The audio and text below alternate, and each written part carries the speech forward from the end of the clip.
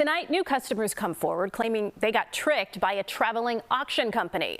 The CBS News Chicago investigators first reported on these convincing signs and questionable sales back in January. And now our Dorothy Tucker shares advice from the angry buyers and consumer experts on how to fight back and win.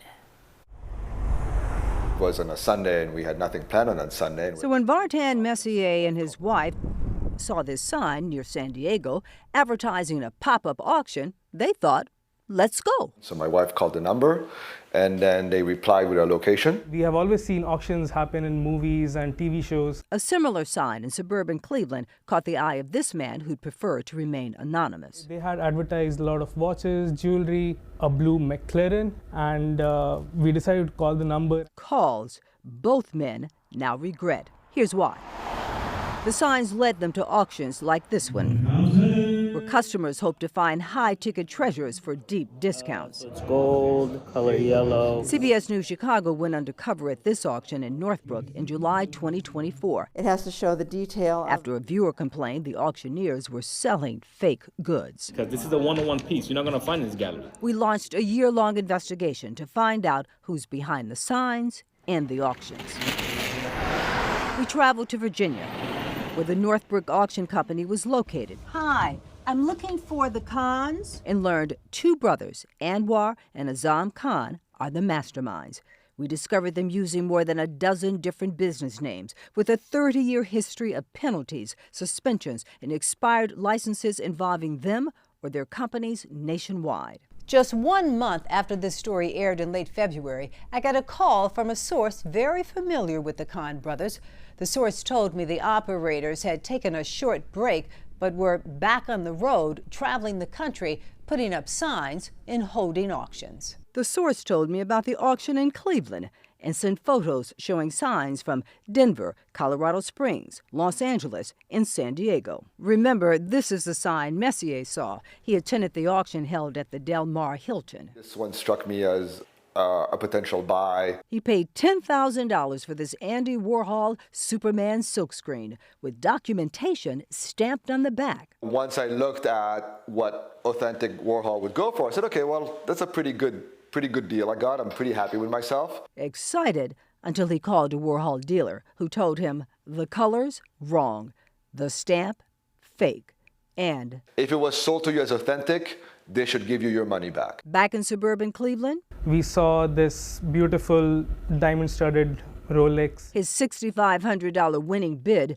came with a cute story by the auctioneer. He basically mentioned something like the watch was bought by some Wall Street guy for his wife and it could be worth well over $55,000. We were very excited because at that point we bought a $55,000 watch for $6,500, and so it was a steal. Far from it, he quickly filed this police report accusing the auctioneers of fraud. I was just very angry about this whole thing. The report details a conversation police had with a local jeweler. The watch appears to have mixed-matched Rolex parts, but does not appear to be all original. So yeah, I was scammed. And what is damning to me is that they're still able to operate. We may not have the exact laws on the books that we need to protect people in the way they should be protected. Chuck Bell is with Consumer Reports. He says to change laws, more consumers need to complain. For every 10 people that experience a scam, only maybe 1 or 2 might file a complaint with a government agency.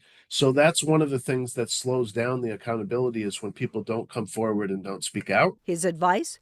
File complaints with multiple agencies, including local police, the state attorney general, the Federal Trade Commission, and the Better Business Bureau. We first received the email from Vartan in mid-April. The 3-page complaint provided supporting documents with key information. He included dates and times, various phone numbers. And a link to the CBS News Chicago February report. All of that information was very helpful to BBB in taking the next step.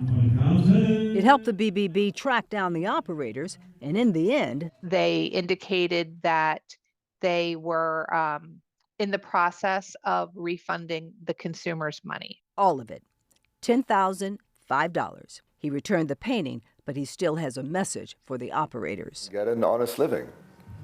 That's what I would tell them. Dorothy Tucker, CBS News Chicago investigators. The customer from our first reports recently scored a victory in court. The Khans had sued her for defamation because she spoke out online and to us. But the Khans and other company executives refused to obey a court order demanding they answer her lawyer's questions on video. The Khans' lawyer said he couldn't make them do it, so he filed to dismiss the case. The judge accepted. They have not responded to our repeated requests for comment.